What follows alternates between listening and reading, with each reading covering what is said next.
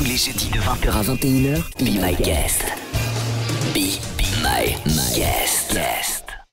Vas-y Coco, raconte-nous ce voyage auprès du Yéti. Et oui, la fameuse grotte du Yéti. Malheureusement, je ne suis pas Tintin, je n'ai pas pu voir le Yéti de vrai, mais j'ai eu la chance de pouvoir aller à la montagne.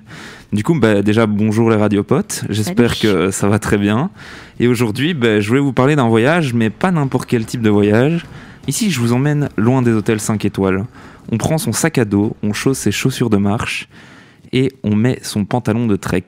Je vais vous transporter loin, prendre de la hauteur, direction l'Himalaya. En effet, ce n'est pas commun d'aller en haute altitude. Tout d'abord, c'est un défi sportif. Si on se dit que la montée en rando, c'est le plus difficile, il ne faut pas négliger la descente. Le cardio est de mise pour la montée, mais c'est une bonne paire de genoux qu'il vous faut pour une descente en toute sécurité, sans dégringolade et sans cailloux partout. Après, je veux vous assurer que s'entraîner un petit peu, ce n'est qu'une contrepartie par rapport au plaisir des conversations qu'on va avoir avec ses partenaires de route, sauf si vous partez bien seul évidemment pour faire de la méditation, chacun fait ce qu'il veut. Et surtout, c'est une sensation indescriptible d'arriver au sommet de la randonnée. C'est un moment magique, le temps s'arrête, on profite de la vue et de chaque bouffée d'air. Et on se rappelle qu'on n'est qu'un grain de poussière sur tout ce qui existe dans le monde. Bon, je vous ai assez parlé de préparation physique, mais pas encore du paysage.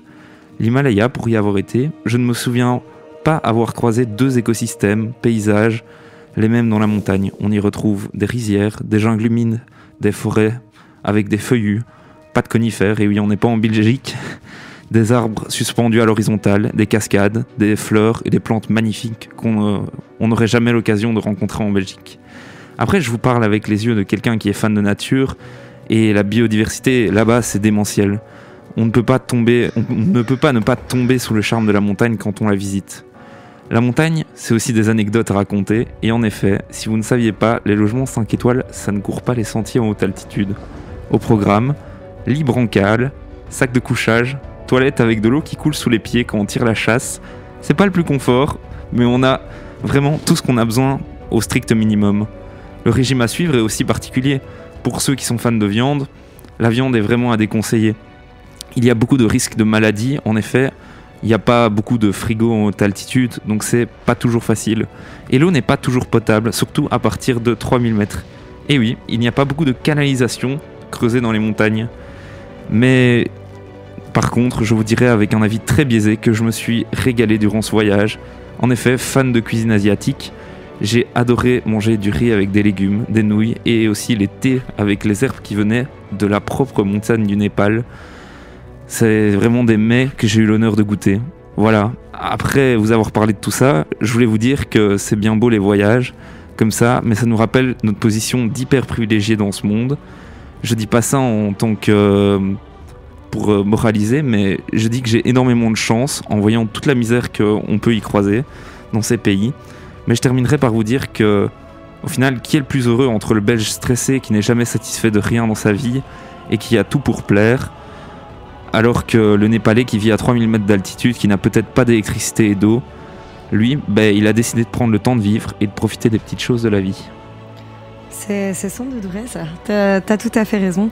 C'était limite une chronique méditation, c'est vrai que avec la petite musique, c'est vrai qu'on se sentait transporté. Je sais pas ce que vous en avez pensé, vous.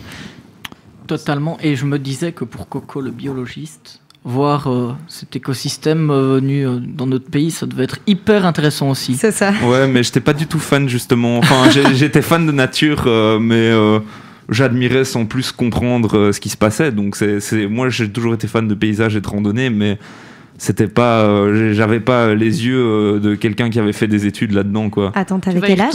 J'avais 15 ans, je pense, quelque chose comme ça. Ah ouais, ok. 14-15 ans, donc c'était vraiment le bon truc. Et du coup, tu vas y retourner avec tes nouveaux yeux de quelqu'un qui a fait ces études-là ou pas ? Mais moi, j'aimerais bien... j'ai eu l'occasion de monter à peu près 3000 mètres dans mes souvenirs, mais j'ai déjà entendu que, en tout cas ce qui est faisable, parce que je ne suis pas un sportif de haut niveau, on va pas se le cacher, il y a moyen de faire le camp de base de l'Everest qui se trouve à 5000 mètres d'altitude. J'y arriverai peut-être pas du premier coup, mais c'est vraiment quelque chose qui pourrait être un chouette projet de vie, quoi.